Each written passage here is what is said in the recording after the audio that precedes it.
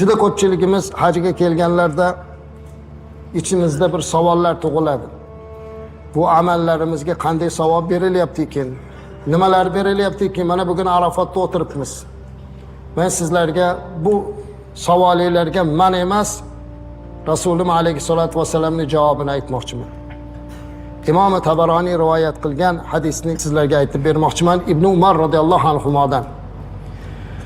Imom Tabaroniyda keltiryapti, Ibn Umar radhiyallohu anhudan rivoyat qilinadiki, Ibn Umar aytibdilar, men Nabiy sallallohu alayhi vasallam bilan birga Mino masjidi, Hayf masjidida o'tirgan edim. O zotning huzurlariga ikki kishi keldi. Biri Saqif qabilasidan, ikkinchisi Ansorlardan. İki kishi kelib, ular salom berishdi va aytdilarki, ya Rasululloh sallallohu alayhi vasallam, biz sizdan ba'zi narsalarni so'ragani keldik dedi. Shunda Nabiy alayhisolatu vasallam ularga qarab, agar xohlasangiz nima haqida so'ramoqchi bo'lganingizni siz aytmay, sizdan turib aytib beraman dedilar. Xohlasangiz siz aytishingizni kutaman dedi. Shunda ular aytdilarki, bizga xabar bering ya Rasululloh sallallohu alayhi vasallam dedi. Haligi Saqiflik kishi Ansoriyga sen so'ra dedilar. Shunda Ansoriy, ya Rasululloh bizga xabar bering, siz oldingizga nimani aytgani kelgandik dedilar.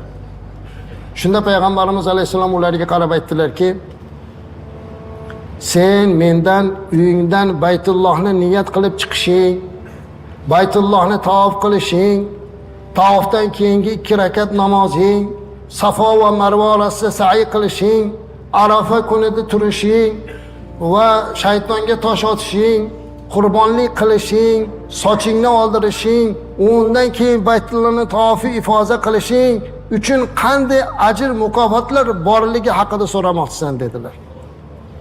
Haligi odam vallazi ba'athaka bil haqqi, sizni haq payg'ambar qilib yuborgan zotga qasam ichib aytamanki, an hada jitu as'aluk, mana shuni sizdan so'ragani keluvdik-da. Qarang, hali savolini bermasdan turib payg'ambarimiz aytayaptilar. Xuddi shu savolni go'yo biz beryapmiz azizlar. Tasavvur qiling.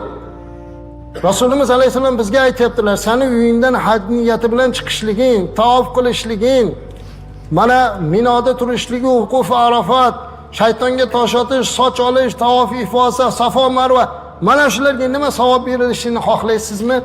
Ana endi Rasulimiz alayhisolatu vasallamning javoblarini eshiting. Payg'ambarimiz alayhisalom shunday dedilar.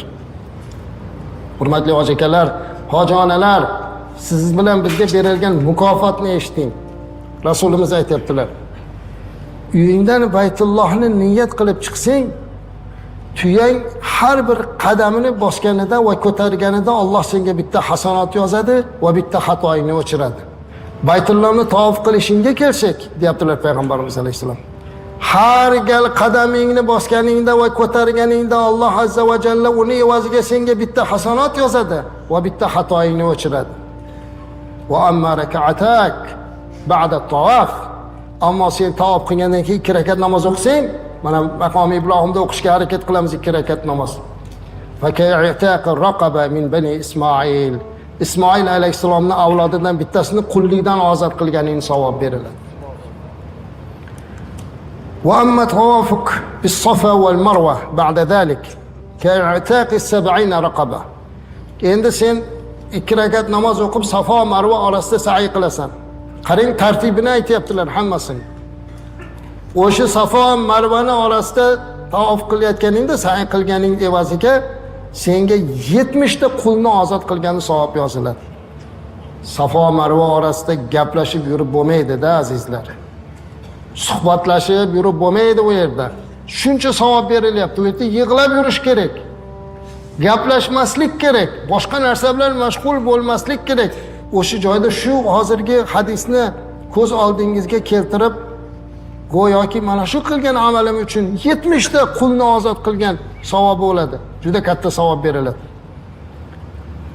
Endi Arafa kunida, Arafa vuquf turishingga kelsak, deyaptilar payg'ambarimiz alayhisalom. Alloh azza va jalla o'sha kuni dunyo osmoniga tushadi, ya'ni rahmati bilan bandalarga yaqin bo'ladi.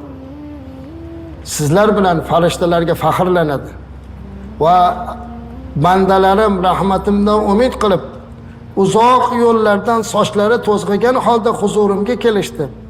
Agar gunohlaringiz qum sonicha, yomg'ir tomchilari adadicha yoki dengiz ko'pigicha bo'lsa ham men ularni mag'firat qildim. Ey bandalarim, mag'firat qilingan holda va kimni shafaat qilgan bo'lsangiz, u ham mag'firat qilingan holda tushinglar dedilar payg'ambarimiz alayhisolatu vassalam. Azizlar, hojining maqomi naqadar ulug'.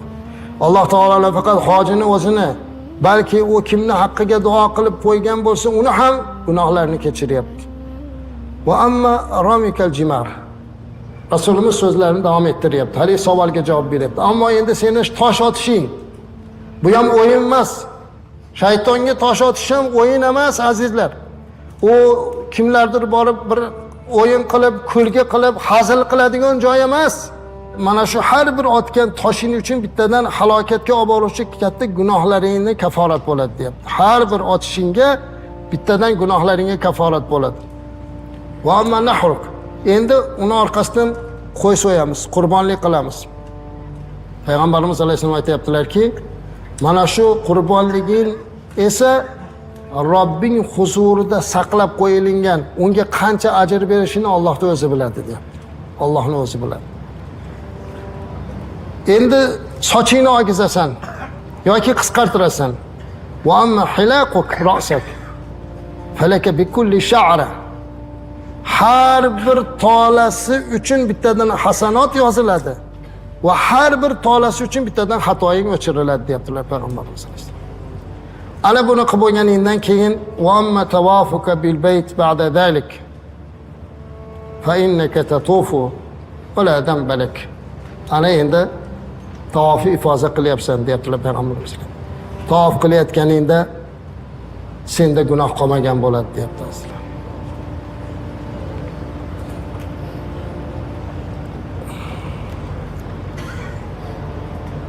Shu hadisni topganimda, o'qiganimda to'g'risi vujudlarim titrab ketdi. Hozir sizlarga o'qib beraman. Hamma yo'q tugadi. Tavof qilyapsiz. Bo'layotgan holatni aytyaptilar. Ya'ti malak hatta yad'u yadayhi bayna katifayka. Sen gunohlardan xoli bo'lib tavof qilayotganda bir farishta kelib seni orqangga, katifingga qo'lini qo'yadi.